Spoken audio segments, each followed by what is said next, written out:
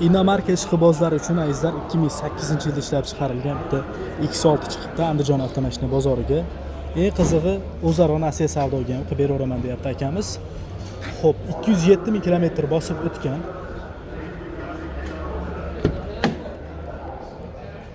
Xo'p, mana salon holatlarini ko'ringlar.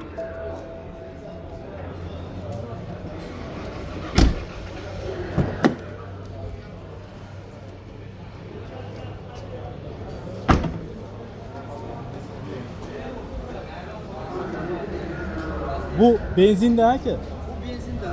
Gaz o'rnatsa bo'ladimi bunga? Bo'ladi.